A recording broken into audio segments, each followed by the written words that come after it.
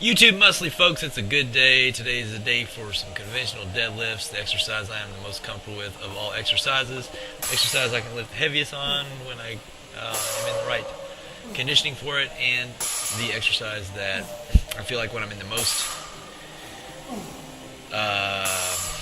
sketchy shape, like when I feel injury prone or brittle, it's the exercise that is the least injurious that can actually be an intense exercise in my world.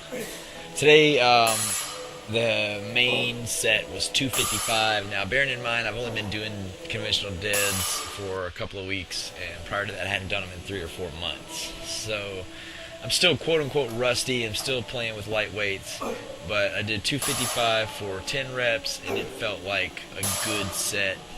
I feel good with my lean-out process that I'm on. This is like reaching the end. I'm going to bulk through the winter. I just like to kind of clean it up between bulking rounds to make sure I don't get completely fat bulking. So, here's 255, the main work set. Got 10 reps. It was, I felt clean with all the reps. I feel like I'm also developing a sense of like how to get in that start position and then affect the deadlift by just tightening my whole body into a spear. Like just trying to like contract everything into a spear. Just like spear myself into like a pole where it just... Because that's really what you're doing, is running a current through your nervous system to pretty much every muscle in your body to contract into sort of the anatomical position, despite the fact that you got a bar in your hands full of weight. So like, once you get the whole mechanical element of the hip hinge down to a science, once your body knows how to keep the lats, keep the bar in one path, and your core can hold your chest up to where you don't round the back, you get to a point with the deadlift where you can just kind of focus on that, on really the part where you're pushing the electricity. That's what I was trying to really do, is just push the electricity harder so that it would snap up a little faster. And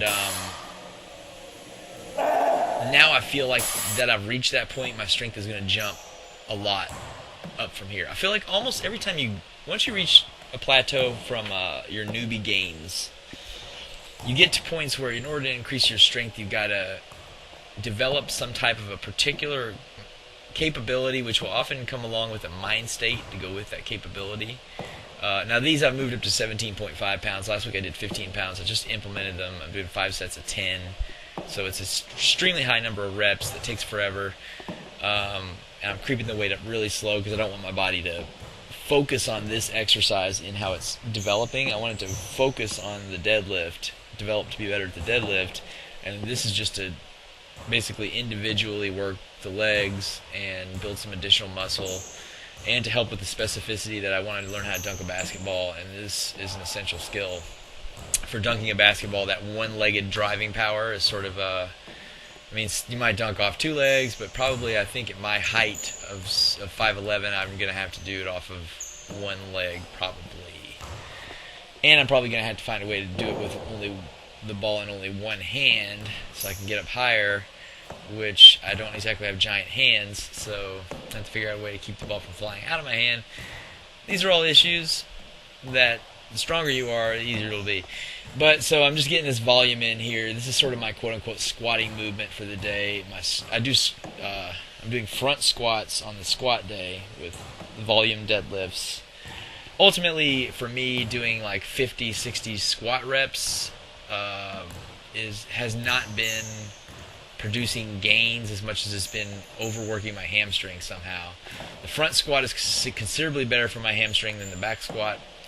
And my hamstring has sort of always been injury prone, particularly under back squats, but really under anything. So I found though that the formula for me, the front squats with the deadlifts, I think the back squat just works the posterior chains, especially because I can't do it high bar, I have to do it low bar. It works the posterior chains so much that in combination with the heavy deadlifts, overtraining my posterior chain is just what it's doing. And the front squat just doesn't seem to hurt to really even involve my hamstring on a certain level. Like it does a little bit, but something about that angle that you're coming down at from the front squat on the legs, it just doesn't seem like it. It seems like the glutes really fire at the bottom end, and the quads fire the rest of the way. Something about the way the weight is loaded, I don't feel my hamstrings getting involved. Like when you put on the heavy back squat, you get down there past parallel, and your hamstrings will just slingshot you up involuntarily with like a snap out of nowhere. If you hit the bottom of your range of motion, it'll jerk you up. And that reflex instinct I can't really control. I don't know if that's injurious to me to even trigger that instinct with the loadings I'm taking on the deadlift. Also, I do a lot of cardio, a lot of running. I think my hamstrings, I noticed before I started lifting weights, like when I was just a guy who ran track, like I had hamstrings with like curtains that hang down, where my quads have never really been, they still aren't significantly developed. I mean, if you look at the way my body is shaped right now, like I don't have quads bursting out of my shorts at all. They're like stickly looking. But my hamstrings, if you see them when they're engaged, they actually do fill up the bottom of my shorts, and that's mainly running the mile and stuff. I would develop a thick hamstrings. So I think they work really hard when I'm running, and therefore they have a possibility of overtraining. Something I also do, I run with a sort of a duck stance, which is something everyone makes fun of me about. It says, I've had a lot of like coaches tell me I have bad gait mechanics, but at the same time, this guy's telling me I got bad gait mechanics, but he doesn't have but one, maybe two players on his whole team that can run faster than me. So if it's so bad, then why is it so effective? You know, like, but for me, yeah, it's like I really do run more with my like hamstrings and glutes. I'm even using the duck stance there, you'll notice, on a certain level. I think it does kind of like pull my quads a little bit out. It also involves the external rotators in my hips to engage, which I think is a good thing. I mean, that makes you stronger on the deadlift if you turn your toes out than if you point them straight forward, because you have that the ability to engage the glute, not the main compartment, but the two smaller compartments on the side that are responsible for rotation. So you see how many reps these are? These things take absolutely an eternity. It's just like an enormous amount of work, but on a certain level I also like the coordination that you get from doing a pattern where I have to change feet back and forth for that many reps and keep track of it for that long. That's kind of a agility builder on top of the single-legged strength component. I've been playing a lot of basketball, so I'm doing a lot of exercises that are semi-sport specific, but are also natural bodybuilding exercises. So this is definitely one that I think is going to help me on that dunk. Hanging leg raises are back in effect. I've only been doing 8 reps because my right shoulder gets a little tired with the basketball, and I feel like the hanging leg raise reps, like when I'm at a fatigue state, I feel like on the way down my shoulder could really take a beating if I didn't do it right. So I didn't want any fatigue reps, so I just went with 8 rep sets for 5 sets until the shoulder feels 100%, which I think will happen probably when I increase my calories in 2 weeks. Whenever I'm on these low calories, any tweak becomes like an extraordinary tweak real easily, which is very annoying and makes working out way less fun. But knowing that I'm just trying to get lean really quick, and all I gotta do is just complete my workouts and eat the food program that I'm on, it makes it a lot easier to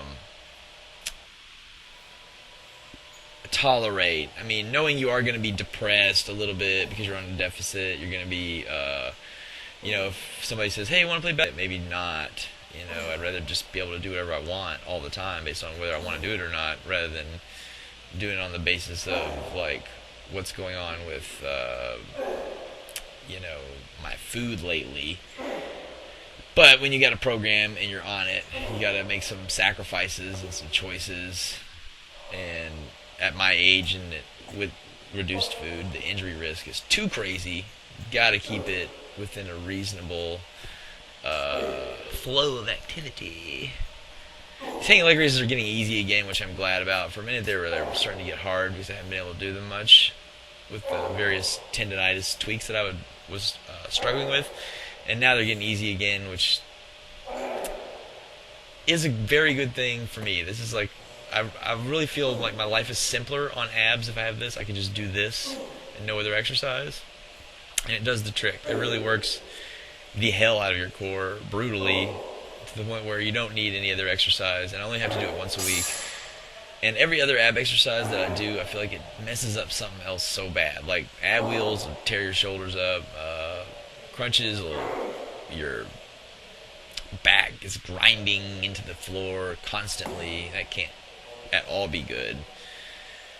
So just having something that's a go-to that I can just do like that, that's intense and always going to, be the Colt 45 of exercises, then, it feels good to be at a place where I can do them and progress on them rather than being tweaked up and not being able to do my main exercise. Jumps are back in play. I decided to do the 30-inch box today. I think this is 22. I did the 30-inch box for 2 rounds because it looked easy and my legs felt good by this point. I had been worried that my hamstring might be a little tweaky today, but because it felt like it was really sore yesterday, but it actually was not. So I'm like, whatever, I'm going to go sky high on them. And the thing is, I've only been doing the 30-inch boxes recently, so I'm not like a 30-inch box world champion at this point in terms of, like, it still looks a little scary, but it has become routine. I mean, I feel like I know that I can definitely get it, even though it is like a full jump. Like, I could definitely jump higher, but not by a lot. So if I don't jump absolutely right,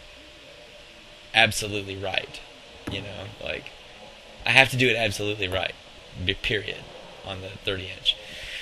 So as a consequence, for my last set, I just went down to the 22s because I was getting a little fatigued and didn't want to roll the dice. And, I've seen some gnarly CrossFit fail videos where they're pushing them to do 80 and 90 and 200,000 reps and stuff like they always do in CrossFit. Which is the one thing, that's my biggest complaint about CrossFit, is getting people to do compound movements for time rather than just respecting the exercise. Like, come up and do your squats. Like, you got a set of 10 on squats, do your set of 10 on squats, put the thing up, wait till you can do another set of 10, do another set of 10. Don't have somebody in your ear being like, go, go, go, do as many sets of 10s as you can do in 50 seconds. It's like, that is not, you shouldn't be rushing yourself through a compound movement where if your core fails to contract correctly, you're going to go to the hospital, like. Yeah. It doesn't matter if it's a little bit light in your mind or whatever. When you start getting fatigued, I've gotten fatigued where, 20-30% of my 1 rep max, I couldn't even do it anymore. If I'm going for time, like if I'm doing a bodybuilding workout and I'm just like cranking it, Got to keep this stuff within reason. Now, like, comment, and subscribe. I sure do appreciate all your time. Peace.